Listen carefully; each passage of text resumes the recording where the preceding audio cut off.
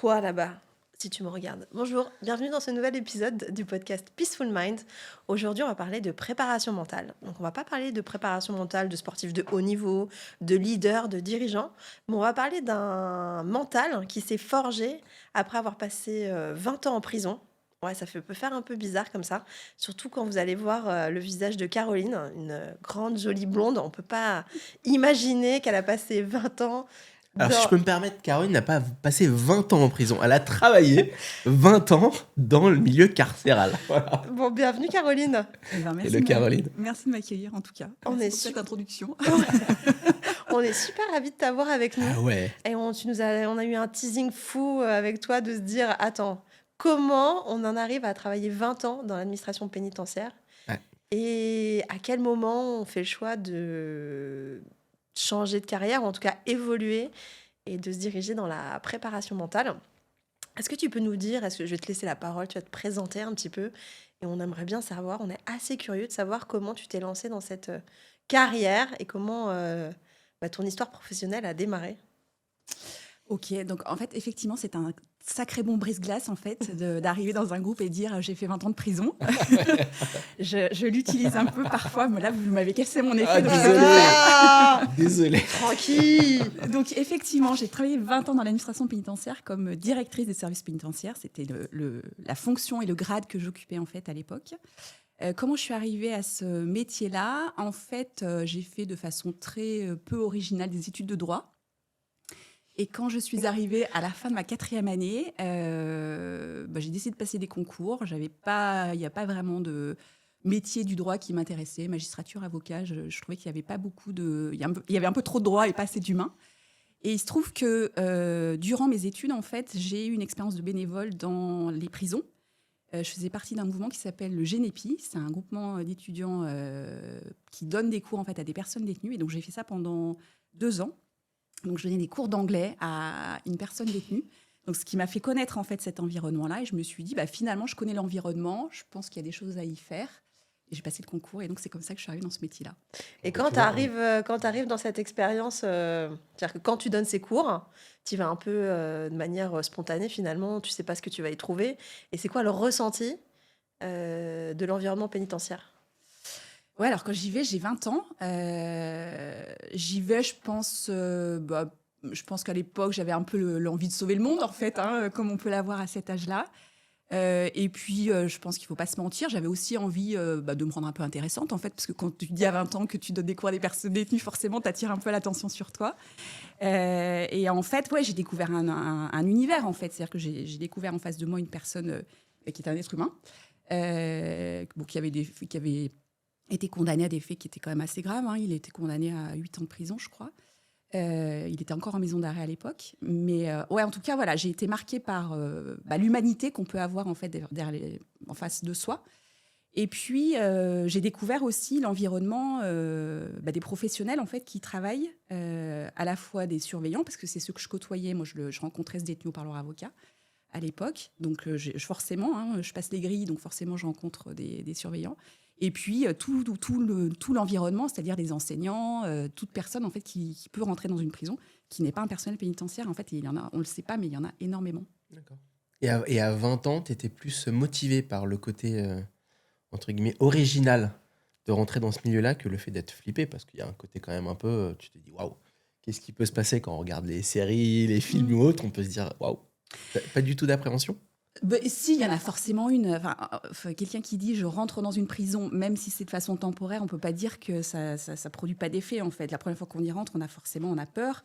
Mais je pense que la curiosité et l'envie de découvrir quelque chose d'hors norme, en fait, était plus forte que l'appréhension que je pouvais avoir de côtoyer ces personnes-là. Et puis après, j'ai aussi fait confiance à l'environnement qui finalement, oui, c'est un environnement à risque, mais quand on y entre dans ces conditions-là, on risque, à vrai dire, pas grand-chose, parce que les personnes détenues qu'on rencontre dans ce cadre-là, c'est des gens qui ont été sélectionnés pour pouvoir suivre des cours avec des étudiants, en fait. Donc, on n'a pas des gens face à nous qui sont... Oui, il y a une présélection malgré tout. Ouais, quand même. Alors, c'est des gens dangereux dans le sens où, effectivement, ils peuvent avoir commis des actes graves, mais ils ne présentent pas un risque pour la personne qui va les rencontrer. En tout cas, moi, avec cette personne, je ne me suis jamais sentie en danger. Ouais. Et qu'est-ce que tu retiens justement de ces 20 ans avec tous ces humains que tu côtoies, à la fois les surveillants, à la fois tout l'écosystème des métiers qui viennent pour travailler en prison. Et est-ce que tu étais au contact de détenus ensuite quand tu as pris tes fonctions? Alors, alors, pendant 20 ans, en fait, j'ai fait 10 ans dans des établissements pénitentiaires, donc dans différents établissements pénitentiaires où j'ai occupé différents postes de direction. J'ai notamment été directrice d'un quartier de détention dans une maison centrale, dans une maison d'arrêt. J'étais responsable de la sécurité. Et sur ces 10 années, la majeure partie, je l'ai fait en tant que DRH. Donc, j'étais en charge des ressources humaines, notamment à Fleury-Mérogis. Donc, je la cite parce que Ah ouais, c'est connu, un peu le ouais. vaisseau amiral de l'administration pénitentiaire. C'est la plus grande prison de France et d'Europe. Donc, voilà, pendant 10 ans, en fait, j'ai travaillé en établissement pénitentiaire. Et après, pendant 10 ans, j'étais en direction régionale, où là, j'étais plutôt sur des fonctions support. Donc, je me déplaçais en établissement où j'étais moins en contact avec la population carcérale. En revanche, effectivement, on avait toujours des semaines d'astreinte, on était toujours soumis à un certain nombre de contraintes. Et donc, dans ce cadre-là, j'ai aussi fait de la gestion de crise à l'époque où j'étais aussi en direction régionale, quoi. La gestion de crise, ça ressemble à quoi dans le domaine pénitentiaire? Parce que la gestion de crise dans une entreprise, voilà, il y en a évidemment, Ouais. mais dans le domaine carcéral, ça donne quoi? Eh ben, en fait, tu sais jamais sur quoi tu vas tomber, quoi. C'est comme une boîte de chocolat, Ok. j'ai envie de dire. Ouais, non, Est-ce que tu as le chocolat avec de la liqueur à l'intérieur Ouais, ou pas? non, On sait pas quoi. non, tu Le sais chocolat, jamais. liqueur de En fait, fraise. en fait, tu es dans un quotidien qui peut sembler parfois assez qui peut être routinier d'une certaine façon parce que forcément, tu as des réunions, tu as des entretiens, tu as des choses qui se déroulent au cours de ta journée ou au cours de ta semaine. Et puis, à un moment donné, en fait, tu sens les situations qui tournent, en fait, parce qu'il se passe un truc grave, quoi. Donc, ça peut être une prise d'otage, ça peut être une agression violente, ça peut être une tentative d'évasion, ça peut être de multiples incidents auxquels on essaye de te préparer, mais auxquels tu te sens jamais vraiment prêt. Parce qu'en fait, il y a quand même une part d'inattendu qui fait que, moi, même au bout de 20 ans, je me sentais toujours pas suffisamment préparée et prête, en fait, à gérer ces incidents-là, alors même que tu en gères un certain nombre de ta carrière, quoi. Est-ce que parfois il y a des fausses alertes, des tests, un petit peu comme dans les hôtels ou dans les immeubles Ouais, où bien tout sûr, qui ouais. sonne? Ouais, d'accord. Oui, il y a des exercices réguliers Ok. qui sont faits. Et heureusement, mais en fait, la crise, elle se passe jamais comme Comme pendant tu l'as l'exercice, prévu. en fait. Et Donc, ok. C'est bien sûr. Bah, tu as la théorie, la pratique. exactement, ouais. Et tu sais, enfin, tu dois justement être préparé à l'imprévisible. Tout à fait. Donc avoir des bons réflexes. Est-ce que tu penses que plus qu'ailleurs, les personnels qui travaillent dans le domaine carcéral devraient être formés à la préparation mentale? Alors, je pense que c'est un milieu dans lequel elle serait très, très utile. Moi, quand j'ai découvert la préparation mentale, en fait, je me suis dit que si je l'avais connue plus tôt dans ma vie professionnelle, il y aurait un certain nombre de choses que j'aurais fait sans doute très différemment. Parce qu'en fait, le propre, pour moi, de l'administration pénitentiaire, c'est la gestion de l'humain. Qu'on soit avec les personnes détenues, qu'on soit avec les agents pénitentiaires ou toute personne en fait, qu'on côtoie, c'est la gestion de l'humain. Et forcément, ce qui est pour moi le plus difficile sans doute qu'on a à faire dans la vie, en fait, c'est-à-dire savoir apprendre à communiquer, apprendre à gérer en fait, et appréhender des personnes qui sont là en plus contre leur gré, hein, pour ce qui concerne les personnes détenues, parce elles ont toutes choisi de passer à l'acte, mais aucune n'a choisi D'être enfermée. dans ces conditions-là. Donc ouais, je pense que la préparation mentale aiderait effectivement. C'est un milieu dans lequel elle serait, à mon avis, très utile, effectivement. Est-ce qu'aujourd'hui c'est développé? Pas à ma connaissance. Pas à ta connaissance. Non. Et alors, raconte-nous comment t'es passée de 20 ans dans cette administration pénitentiaire à aujourd'hui préparatrice mentale. Qu'est-ce qui t'a fait faire ce switch-là? Comment t'en es arrivée finalement un peu à cette découverte et qu'est-ce qui te motive aujourd'hui à avoir changé ton fusil d'épaule avec vraiment tout le bagage évidemment de ce que tu as pu vivre dans ces gestions de crise, gestion de l'humain. Voilà, ça a été quoi ton... Alors en fait, j'ai deux événements qui ont marqué mes deux étapes, en fait, parce que j'ai fait ça en deux étapes. Le premier, c'est la prise de conscience que j'allais partir de l'administration pénitentiaire. Donc je pense que c'était latent depuis un certain nombre d'années, en fait, où je ne me projetais pas dans cette administration qui est quand même difficile avec des contraintes qui sont quand même relativement fortes et je ne me voyais pas faire ça toute ma vie. Mais le déclic que j'ai eu, ça se passe en 2016, donc c'était il y a 10 ans maintenant. Je me retrouve avec mes enfants au parc à Londres, en fait, en visitant le parc Harry Potter. Enfin, on dit parc d'attraction, mais c'est pas vraiment parc d'attraction, en fait. Et en fait, je sais pas si vous vous le connaissez. Pas En encore. fait, c'est vraiment à voir. Je vous le conseille parce qu'on a des prises de conscience dans ce lieu-là. Ça, j'en ai eu moi. Et en fait, c'est un lieu où on découvre en fait les expériences des professionnels qui ont travaillé sur le film, en fait. Donc, on a des témoignages vidéo de costumières, dresseurs d'animaux, techniciens. Ok. Et en fait, donc je me promène dans ce lieu-là, on y passe une grosse partie de la journée. Et ce qui me marque, en fait, c'est la fierté que je lis dans les témoignages des personnes en fait, qui sont sur ce film.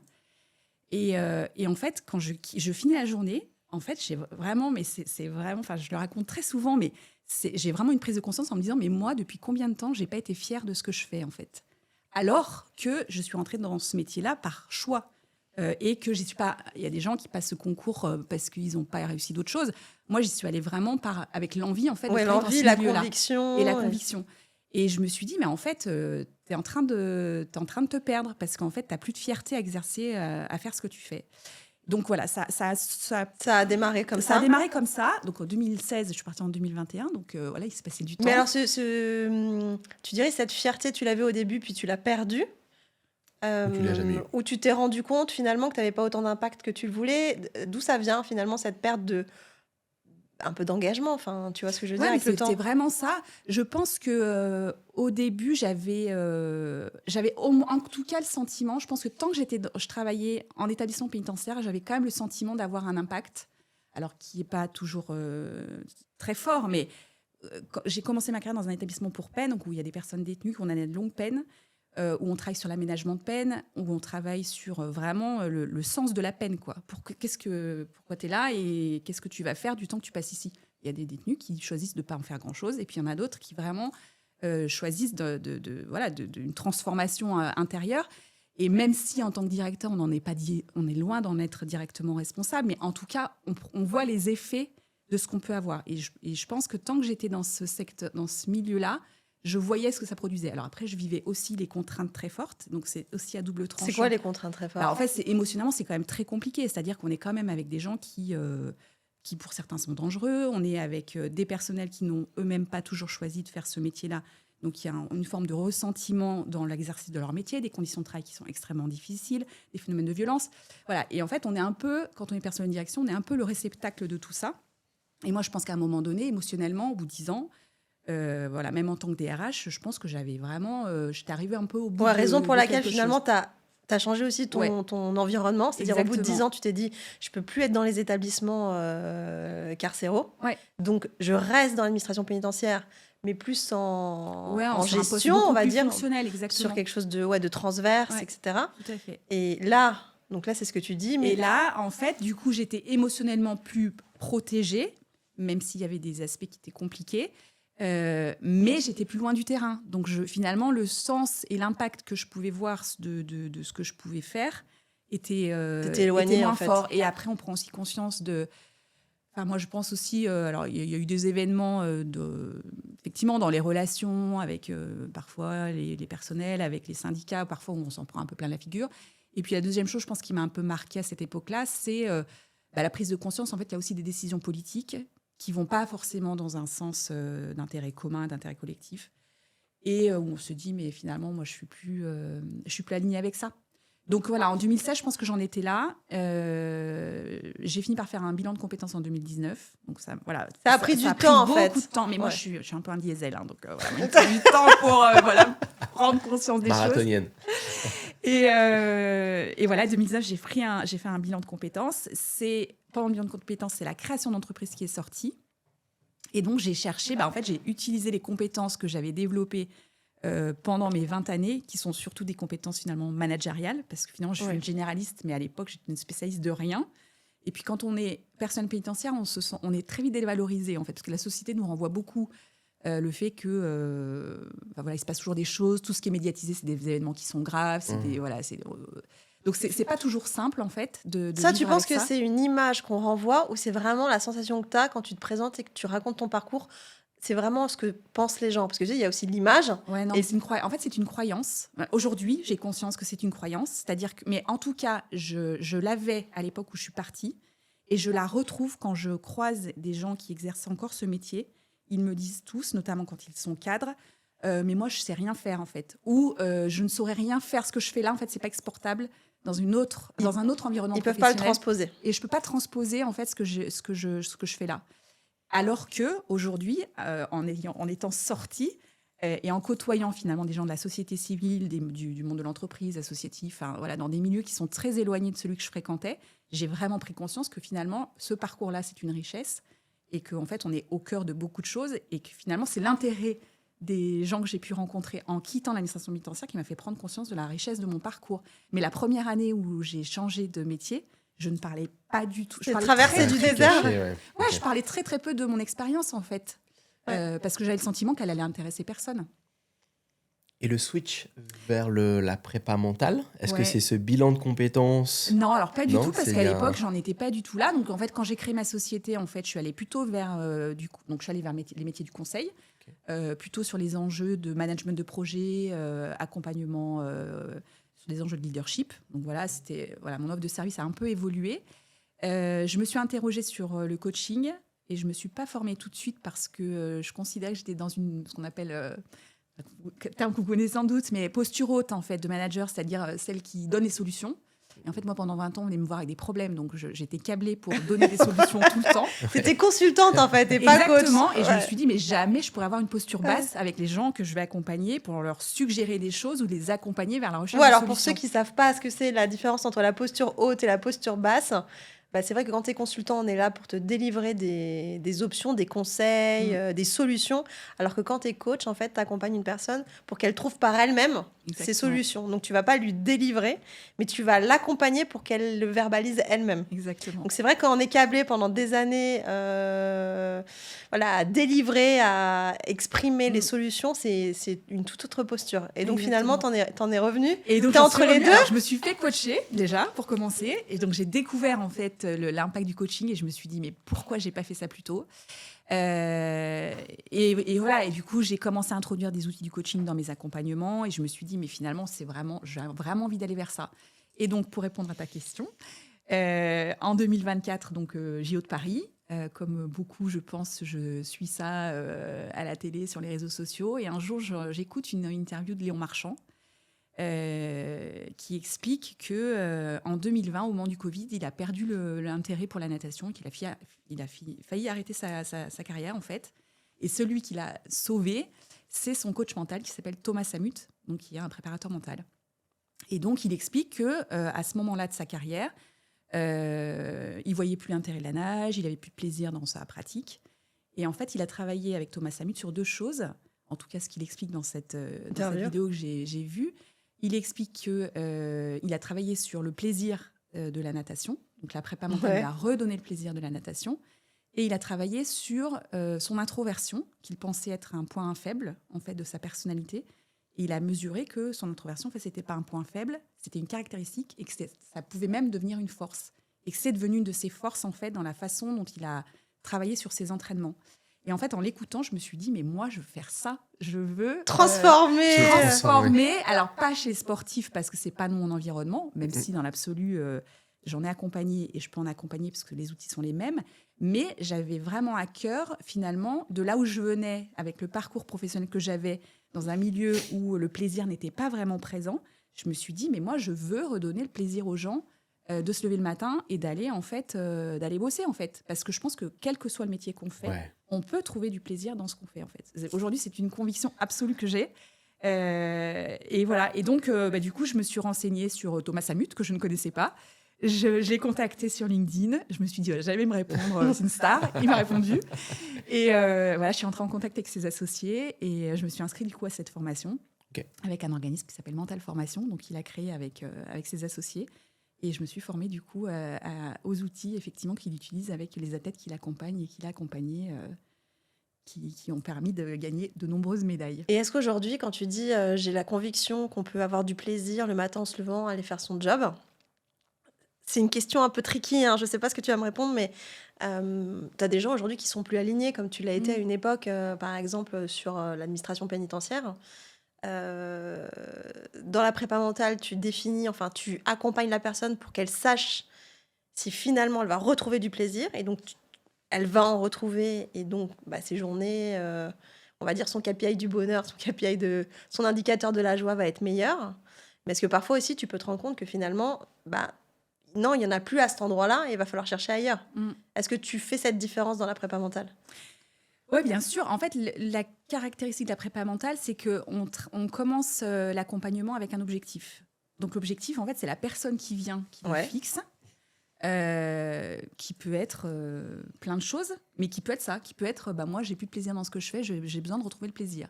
Et en fait, moi, je ne sais pas à quoi elle va arriver à la fin de l'accompagnement. Tu n'as pas de projet pour lui. J'ai pas de projet. En fait, moi, je vais juste lui donner des outils qui vont lui permettre de réfléchir. Donc peut-être qu'à la fin de l'accompagnement, elle aura effectivement retrouvé le plaisir de ce qu'elle fait. Et peut-être qu'en fait, elle va se rendre compte que vraiment, elle n'aura plus de plaisir et qu'en fait, son avenir, il n'est plus là où elle est et qu'elle en prendra conscience. Moi, je peux avoir des perceptions sur ce que je vois d'elle. Et voilà, je peux en penser quelque chose. Je me garde bien de lui dire. Parfois, j'accompagne sur un bout de chemin et je sais qu'il y aura une suite, c'est-à-dire que parfois, la personne, elle n'est pas du tout prête à une reconversion, par exemple. Enfin, moi, ça a été mon cas. Hein. Moi, je sais très bien qu'il m'a fallu des années, en fait, pour accepter de faire ce chemin-là. Et c'est pas grave, en fait. Donc, cette personne-là, je vais l'accompagner sur l'objectif qu'elle s'est fixé, à son rythme, où elle va peut-être retrouver le plaisir sur certaines choses, pouvoir refaire, des projets dans son travail. Et puis, peut-être que quelques années après, elle va me recontacter pour me dire « Ah, finalement, j'ai changé de job. » quoi. Est-ce que la prépa mentale, tu penses que c'est indiqué pour certains types de profils et pas pour d'autres? Ou plus indiqué pour certains? Moi, je pense que c'est possible pour tout le monde. Ce que je constate, c'est que aujourd'hui, en tout cas pour ce qui est du monde de l'entreprise, dans le sport, ça se démocratise quand même énormément. Parce qu'il y a des exemples et puis ça fait du sens pour la performance, des résultats, gagner des compétitions. Donc, oui, parce qu'à un certain niveau, je pense dans le sport, à un certain niveau de performance physique, en fait, les compétences sont les mêmes. Donc, ce qui va faire, à mon avis, ce qui fait la différence dans le sport à un moment donné, c'est le mental, en fait. Donc, finalement, tout le monde sait que c'est quand même... Mais ça s'est démocratisé, parce qu'en fait, il y a l'exemple des grands champions qui sont, eux, accompagnés. Oui, puis qui communiquent maintenant. Je pense que ça fait très longtemps qu'ils sont accompagnés. Et je pense qu'aujourd'hui, quelqu'un comme Teddy Riner, par exemple, il le dit, que depuis ses 14 ans, en fait, il est accompagné sur la gestion de son mental. Donc, quand des gens comme ça prennent la parole sur la façon dont ils arrivent à de telles médailles, à une telle carrière, forcément, ça rejaillit finalement sur la société dans son ensemble. Donc, dans le sport, j'ai envie de dire, tout le monde y arrive. On y arrive, ouais. Dans l'entreprise, aujourd'hui, je pense que tout le monde n'y pense pas. Moi, j'ai le sentiment que les gens qui viennent plus facilement, c'est des personnes notamment qui ont été coachées. Parce que quand on a été coaché, on connaît l'accompagnement individuel. C'est parfois des personnes qui sont assez sportives, parce qu'elles savent que dans le sport, ça produit des effets. Mais ça peut fonctionner sur des gens qui ne font pas de sport. Mais il y a des prérequis. Tu vois ce que je veux dire? On en parlait justement tout à l'heure. On disait, est-ce que je peux le faire? Tiens, je fais des interventions. Ce serait bien de le faire. Mais finalement, il y a des gens qui sont peut-être pas prêts à le faire. Donc, c'est quoi le prérequis pour passer à la prépa mentale? Le prérequis, c'est d'une part d'avoir envie de s'investir dans un entraînement mental. Parce qu'on débloque des choses en séance, mais en fait, s'il n'y a pas d'entraînement mental derrière et d'utilisation des outils proposés, les effets il y aura des effets, mais ils seront beaucoup moins bénéfiques que si on pratique. Et le deuxième, peut-être, c'est d'accepter finalement se reconnecter à son corps. Et je le dis d'autant plus facilement que moi, je suis quelqu'un qui est très cérébral. Moi, je n'avais jamais médité, je n'avais jamais fait de relaxation avant de m'intéresser à la préparation mentale. Ce qui peut paraître assez paradoxal finalement. Et les premières fois, en fait, pendant la formation où j'ai commencé à pratiquer ces outils-là, je me disais, mais moi, je ressens rien, quoi. Qu'est-ce que tu ressens? J'avais des gens dans ma promo qui disaient, qui disaient, je ressens l'énergie qui circule. Moi, j'étais là, mais... Quoi tu parles? Moi, je suis un peu quoi? Je suis un bon tronc de... Donc, alors là, du coup, c'est vrai qu'on entend prépa mentale, on entend mental, donc on n'entend pas corps. On n'entend Ouais. pas vibration, émotion, énergie. On l'entend pas, en fait, quand on entend cette dénomination de prépa mentale.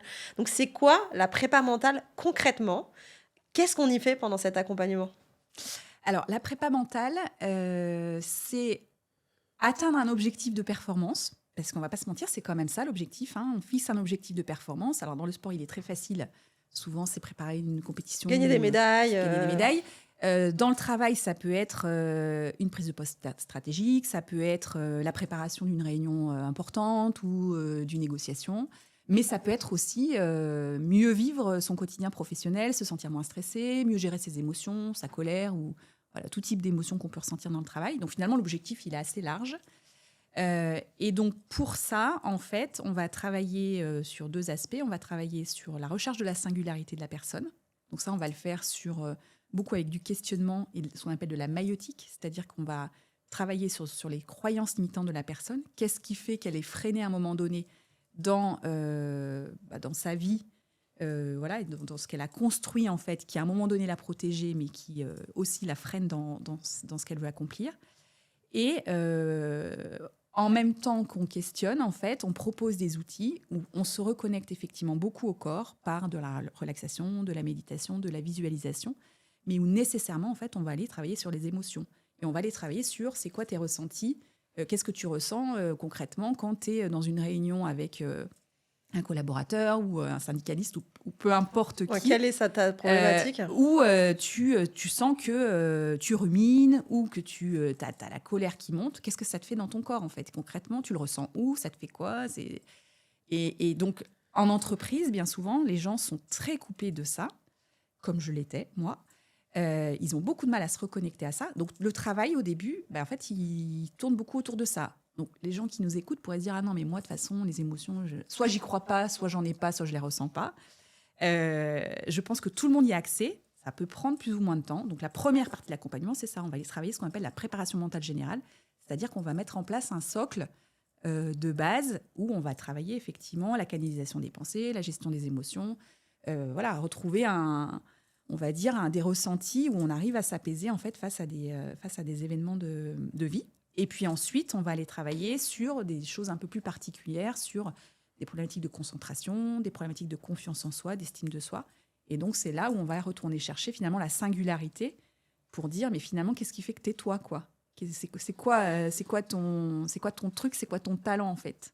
Et c'est ce que tu t'es appliqué à toi-même quand tu as fait le switch? Parce que le fait de switcher de 20 ans dans le domaine carcéral à la prépa mentale, ça a dû être quand même un sacré changement. Est-ce que justement, tu en as profité pour ressentir les émotions qui te traversaient à cette période-là? Comment ça s'est passé sur le côté mental, Ouais. émotionnel? T'as vécu l'expérience. Tu vois, toi-même? Ouais, alors en plus, la particularité, c'est que moi, l'année où je me suis formée, en fait, j'étais en plein divorce. Ok. Donc, j'ai pas fait les choses à moitié, c'est-à-dire D'accord, qu'en fait, T'as je tout suis fait en allée même temps. J'y suis allée Au lead. vraiment la tête Tapis. la première.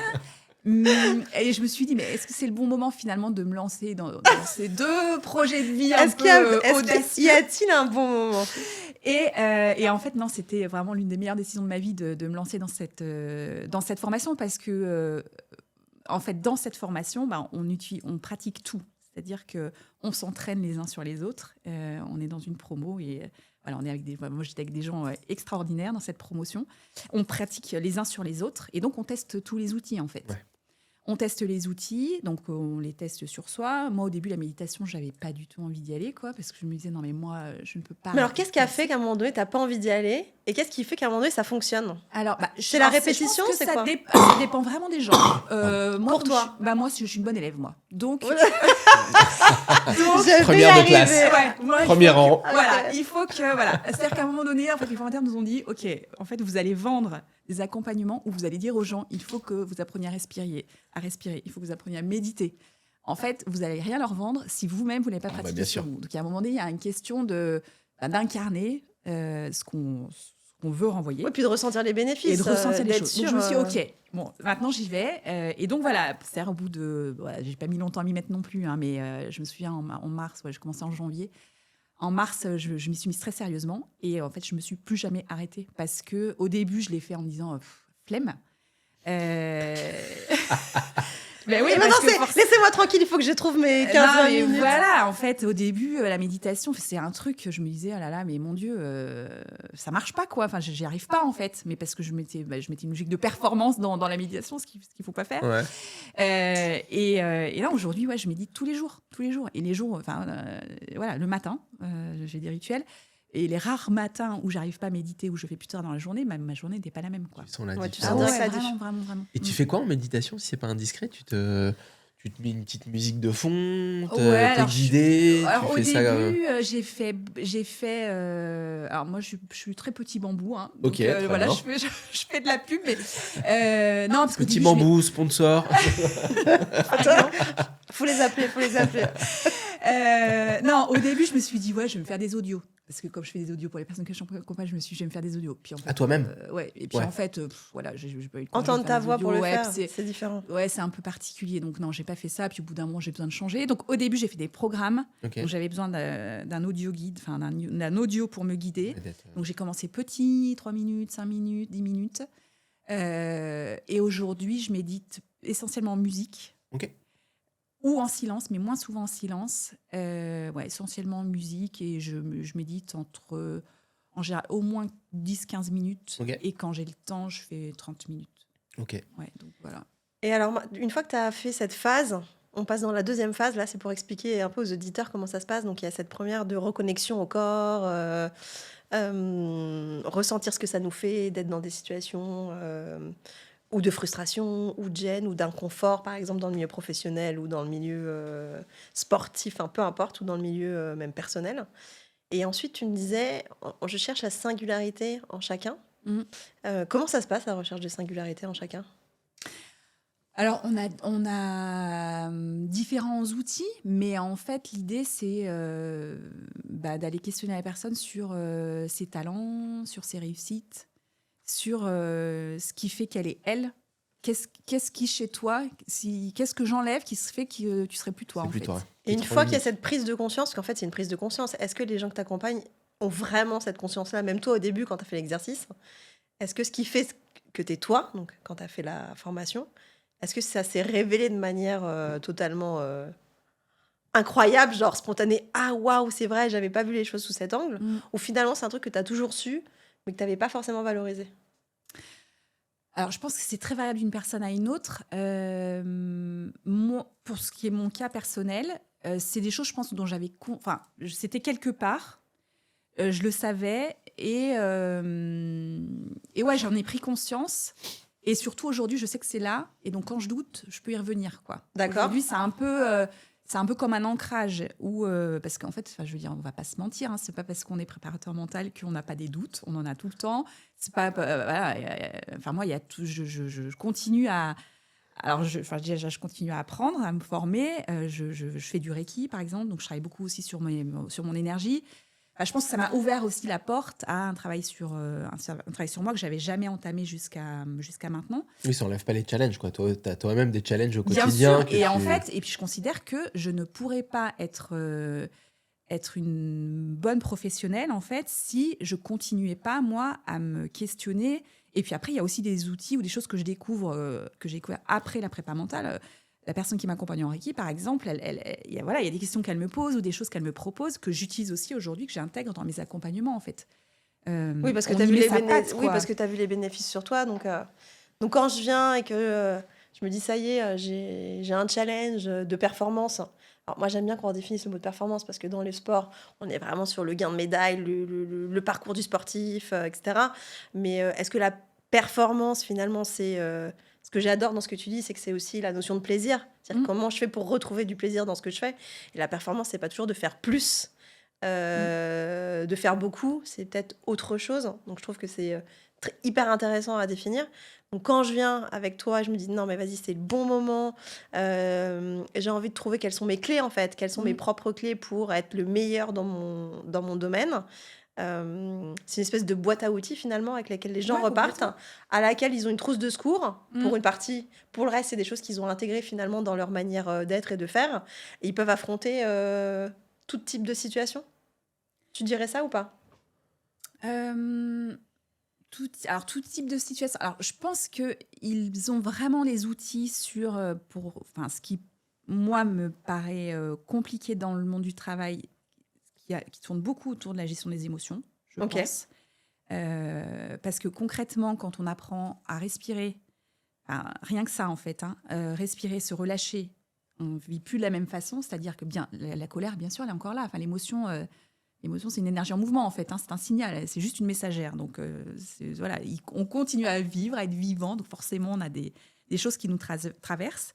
Simplement, on choisit un peu plus et un peu mieux comment on va y faire face, en fait. C'est-à-dire qu'on se laisse moins déborder par ce qui peut nous envahir face à des situations qui, jusqu'à maintenant, pouvaient peut-être nous révolter. Voilà, ça n'éteint pas, parce qu'il y a quelqu'un que j'accompagne en ce moment, un jeune manager, qui me dit « Oui, mais moi, j'ai peur finalement de plus rien ressentir et puis de plus être moi-même. » Et en fait, non, tu restes toi-même. Et c'est pas parce que tu vas C'est pas bouton contrôler- pause. C'est juste que tu le vis différemment. Tu vas le vivre différemment et puis tu vas choisir, en fait, finalement, enfin, en tout cas, dans certains cas, tu vas être capable de choisir finalement comment tu vas réagir face à cet événement-là, et l'émotion ne te domine plus, en fait. C'est-à-dire que tu vas l'observer, tu vas voir ce qu'elle te fait. En fait, tu décides ce que t'en fais. Ouais. Tu ne Exactement. subis plus. Tu ne subis Ouais. plus sa réaction, on va dire. Ouais. Tu la ressens toujours, mais tu ne subis plus. Ouais. Comme en méditation d'ailleurs. En Exactement. méditation, en fait, on n'empêche pas les pensées. mais On non, continue c'est d'avoir des impossible. pensées. C'est juste que les pensées vont Ouais. moins nous impacter si on est Ouais. capable de pratiquer la méditation. Ouais, et puis après, la méditation, moi, je trouve que ce qui est intéressant aussi, c'est que, il y a effectivement le calme que tu peux ressentir après une méditation quand tu l'as faite, mais c'est aussi le fait d'entraîner ton cerveau à revenir à refaire le focus, en Ouais, fait. c'est ça. Ouais. Et quand tu as notamment, moi, je suis quelqu'un qui rumine beaucoup. Je rumine beaucoup moins aujourd'hui qu'avant. Ouais. Mais en fait, le fait de méditer et de laisser passer tes pensées, même si, moi, la plupart du temps, en méditation, je pense beaucoup, mais le fait d'accepter de lâcher la pensée, de revenir à la respiration ou à un bruit extérieur ou à l'instant présent, ça t'entraîne pour le jour où tu as vraiment des ruminations qui te font pas du bien, où tu te dis, OK, je peux choisir de lâcher cette rumination-là pour revenir à ce que je suis en train de faire, la vaisselle, un gâteau, la discussion avec quelqu'un, et Bien à sûr. revenir vraiment dans ce que je fais là, en fait. Et Ouais. ça, pour moi, c'est énorme, en fait, dans un quotidien professionnel. Aujourd'hui, qu'est-ce qui fait ta particularité? J'adore, c'est entretien d'embauche. Alors, qu'est-ce qui fait aujourd'hui ta particularité? C'est-à-dire tout ce que tu as singularité. appris. Non, mais tout ce que tu as appris moi, je suis convaincue qu'il y a plein d'experts. On a de la chance d'avoir plein d'experts. Et ce qui fait vraiment la différence, c'est le parcours aussi, et ce qu'on a vécu, et ce avec quoi on vient dans un nouveau métier. Donc, toi, avec tout ce que tu as vécu dans ta première vie professionnelle de l'administration pénitentiaire et aujourd'hui en prépa mentale, j'ai deux questions. Déjà, baguette magique, qu'est-ce que tu auras envie de faire finalement avec tout ce que tu as appris et cette prépa mentale, sans te dire, effectivement, il faut des prérequis, l'administration pénitentiaire ne voudrait jamais prépa mentale pour ses équipes. Avec quoi, qu'est-ce que tu en retires et qu'est-ce qui fait que toi, tu as vraiment une singularité justement dans la prépa mentale que d'autres n'auraient pas, parce qu'en fait, ils étaient peut-être coach individuel, sans avoir connu cet univers qui est un univers, comme tu dis, très contraint. Il y a de l'enfermement, il y a de la violence, il y a des gens qui sont là par obligation, il y en a certainement beaucoup. Il y a des syndicats, donc c'est un environnement qui est ultra dynamique, mais aussi, je ne sais pas si on parle de bienveillance, mais en tout cas, il y a voilà, c'est un billard un peu, tu vois. Et moi, ça on fait 3 bandes, il y a des trous partout. Waouh, c'était ça quoi bouge. Comment ça se passe aujourd'hui? Dans quel environnement j'arrive? Qu'est-ce qui justement fait ta singularité aujourd'hui dans prépa mentale et ce d'où tu viens? Alors, moi, je pense que on attire avec ce qu'on est. Et je pense que moi, les gens que j'accompagne aujourd'hui, qui viennent me voir pour un accompagnement, je pense qu'ils sont jamais là par hasard, en fait. Et ils sont là parce que j'ai quelque chose à leur apporter. Et ils sont là parce que eux, ils m'apportent quelque chose. Et ça, c'est toujours vérifié. Toutes les personnes que j'accompagne, en fait, elles aussi, en fait, elles me nourrissent par leur réflexion, par leur parcours, par ce qu'elles arrivent à accomplir, en fait, pendant l'accompagnement. Donc ça, c'est une super richesse. Après, c'est sûr qu'au vu de mon parcours, sans doute que des gens qui se retrouvent parfois dans des milieux qui sont compliqués, vont se dire, OK, elle va comprendre. Et il y a des chances que je comprenne. Donc, alors je sais pas aujourd'hui s'il y a un profil type des personnes qui viennent me voir, mais en tout cas, je crois que j'ai pas peur de la difficulté, en fait. J'ai pas peur d'accompagner des gens qui sont qui sont dans des situations professionnelles qui sont complexes, parce que je pense que c'est un peu mon way, quoi. Ouais. C'est un peu moi, je sais que je suis passée par là, je suis passée par des moments professionnels vraiment très difficiles. Et à l'époque, finalement, quand j'aide ces gens-là, j'ai l'impression que c'est moi que j'aide. Tu t'aides il y c'est a la 20 moi ans. voilà, exactement. Ok. Il y a 10 ou 20 ans, sur les événements que j'ai pu vivre, où je me dis aujourd'hui, mais si j'avais eu ça, si j'avais eu sur ma Ouais. route quelqu'un qui pouvait m'offrir ça, Ça m'aurait ça t'aurait m'aurait aidé. Après, voilà, la vie, elle est comme elle est, et finalement, je suis ce que je suis aujourd'hui parce que je suis passée par là, et que même s'il y a aussi des gens qui m'ont aidé dans mon parcours, mais en tout cas pas avec des outils comme ça, quoi. Voilà, je sais pas si je réponds très bien à ta question, mais Mais écoute, non, mais il n'y a pas de bonne, Y a de pas de mauvaise bonne, mauvaise réponse. réponse. Mais là, du coup, j'ai envie de dire, c'est quoi une de tes expériences les plus difficiles que tu as vécues dans ma vie professionnelle, Ouais, dans ta vie pro, où tu te dis, bah, effectivement, là,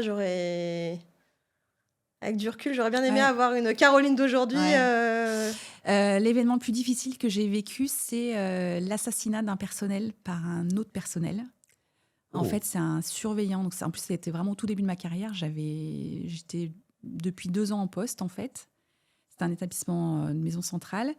Et donc, un surveillant au Mirador, en fait, a tiré sur une personne qui était dans une administrative, en fait, Wow. depuis le Mirador, quand elle rentrait dans l'établissement. Et voilà, il l'a tuée.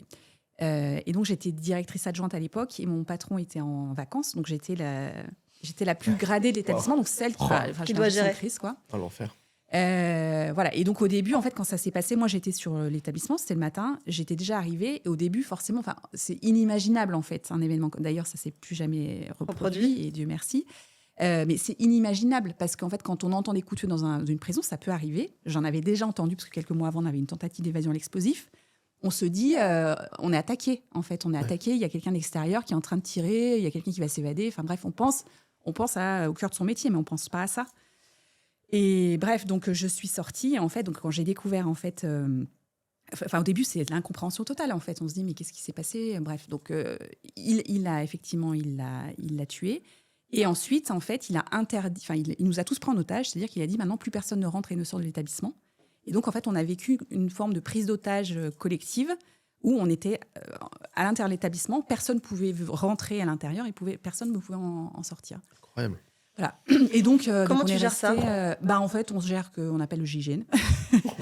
Non, ça a été hyper... donc, typiquement, ce genre de truc, ça, je ne l'ai pas appris à l'école, parce que, en fait, comme de toute façon, ça ne fait pas partie des situations Situations de crise. qu'on est censé être amené à vivre, là, on le vit avec ce qu'on est, vraiment. Et ce jour-là, en fait, je l'ai vécu. Je n'ai pas du tout respecté les préceptes de la gestion de crise. C'est-à-dire que j'ai ouvert une cellule de crise dans mon bureau avec les gens qui étaient autour de moi, qui n'étaient pas du tout les gens qui avaient le grade pour vivre cette gestion de crise avec moi. Mais il se trouve que c'est eux qui étaient là. Et voilà, et donc il a fallu qu'on gère, en fait, la vie de l'établissement, parce que il fallait continuer à nourrir les détenus, rassurer tout le monde, en fait. Et ça a duré, en fait, toute la journée, le temps que le GIGN arrive. Donc il a fallu déjà 2 heures avant que le GIGN arrive, négocie, qui veuille bien quitter le Mirador. Et donc, on a réussi à revenir à une situation normale à la fin de la journée. Tu l'as géré à l'instant, en fait, là. C'est-à-dire que t'as pas Je pense appliqué, que je l'ai vraiment géré à ce genre de l'instant. situation.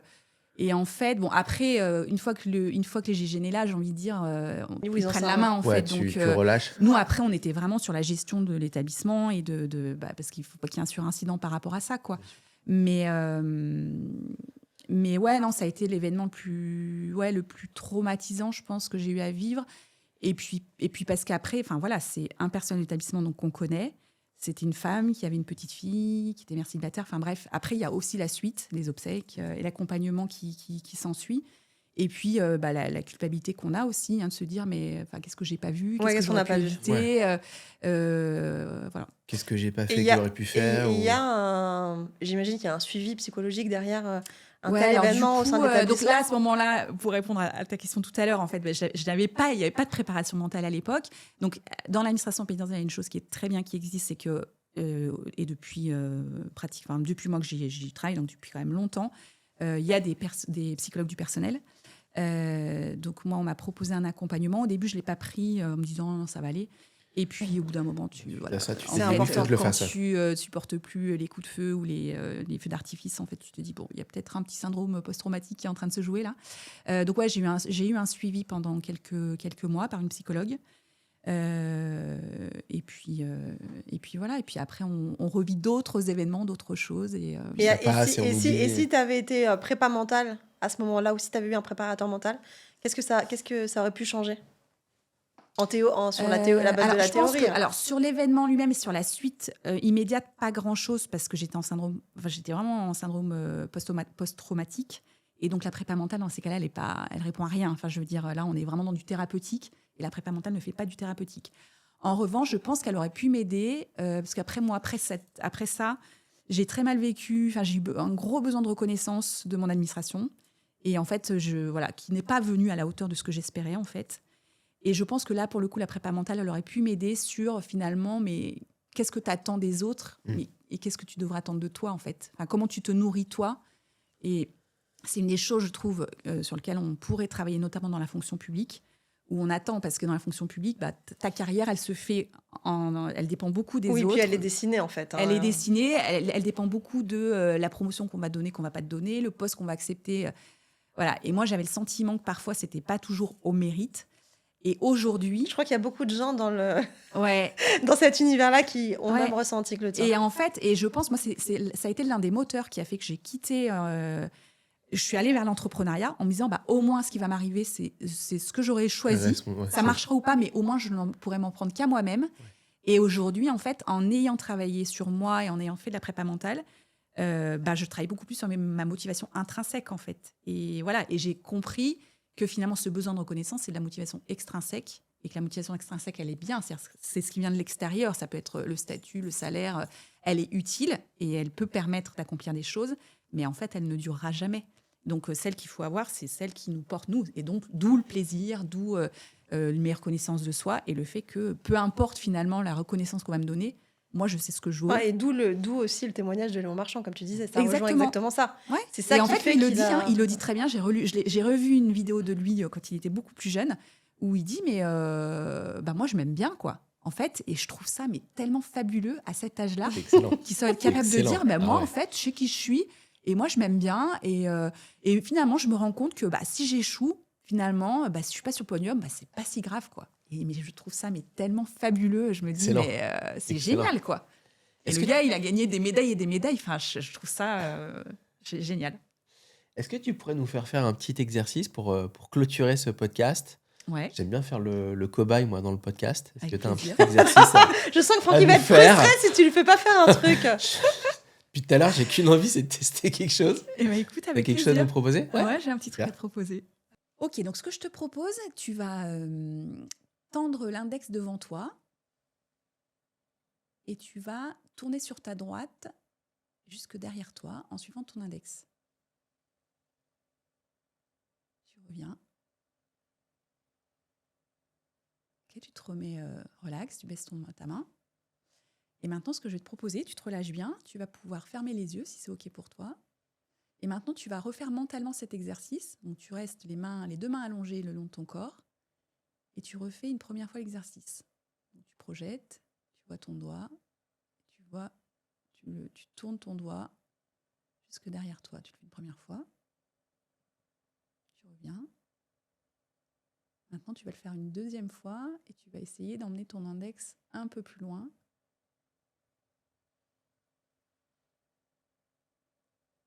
Tu reviens. Tu peux le faire une troisième fois.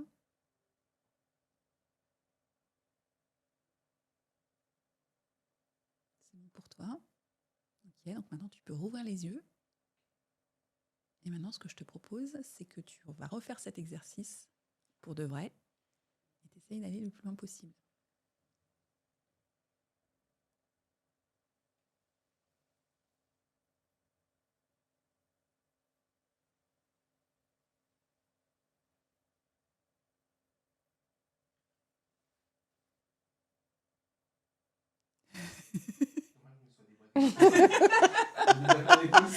Alors, effectivement, j'aurais pu effectivement vérifier avec toi que tu n'avais pas.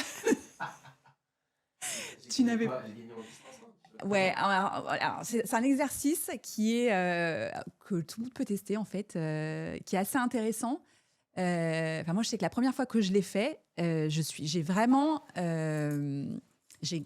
vraiment allée beaucoup plus loin. D'accord. Et en fait, c'est un exercice juste pour prendre conscience en fait du pouvoir de la visualisation et du fait que le cerveau fait pas la différence en fait entre une situation imaginaire et une situation réelle. Et donc, quand tu te projettes et que tu utilises des outils comme ça, Ok. en fait, tu vois, là, c'est un truc très simple, Ah ouais. mais tu peux le projeter en fait sur tout objectif de ta vie, quoi. Ok. Voilà. Intéressant. Et donc, quand tu te visualises le... Ouais, ok, super.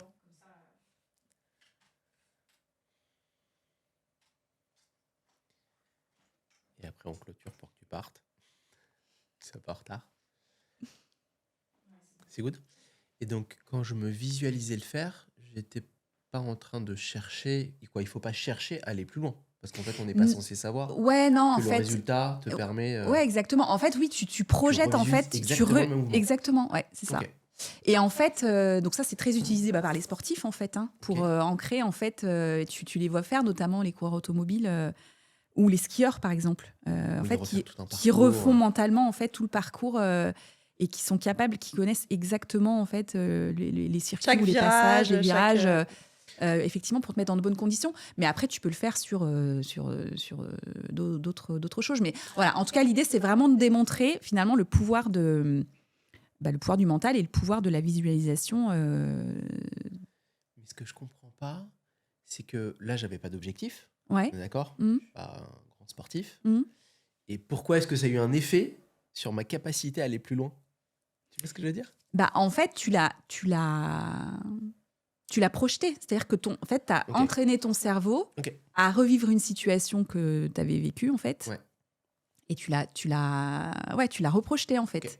Et donc, quand tu l'as refait en réel, ton cerveau, en fait, c'est une situation qu'il connaissait déjà et en fait que tu avais entraîné. Donc imagine-toi si en plus tu as une intention ou tu as un objectif. De faire un 360. C'est potentialiser ton tour de rotation. Ah, écoute, Excellent. merci Merci Caroline. beaucoup, Caroline. Merci en tout C'était cas de m'avoir très reçu. chouette de t'avoir. Ravi de t'avoir eu sur le podcast. Et puis, ce qu'on fera, c'est que dans la communauté, parce qu'on a une communauté Peaceful Mind, on te fera intervenir pour que les membres de la communauté puissent te poser des questions et que tu puisses y répondre en live. Ça, on va caler ça par la suite. Ok, super. Merci beaucoup en tout cas pour votre accueil. Merci. C'était un chouette moment. Caroline. C'était Merci. très sympa et j'espère que ça donnera envie à plus de personnes d'aller tester la prépa mentale. Ouais, en tout cas. Et puis d'imaginer dans quel type de contexte ça peut les aider aussi. Ou même travailler dans le milieu carcéral. Hein. Ah, Pourquoi pas, y a pas de... Tout à fait. Ah oui, Il t'as recrute, raison. il recrute. C'est vrai. Ça recrute, donc, Merci Francky, c'est vrai que j'y avais pas pensé. Je Attends, voulais pas finir sur cette ça note, mais m'arrive. je pense que c'est une bonne, Du coup, vous pouvez c'est une peut-être bonne demander un idée. sponsoring à l'administration qui sait, on va pénitentiaire. peut-être- Écoutons, Attends, entre Petit Bambou et t'en les occupes. prisons, on est refait. tu quoi. t'en occupes. C'est bon, je gère. Merci. Merci. À Merci beaucoup. bientôt. À bientôt.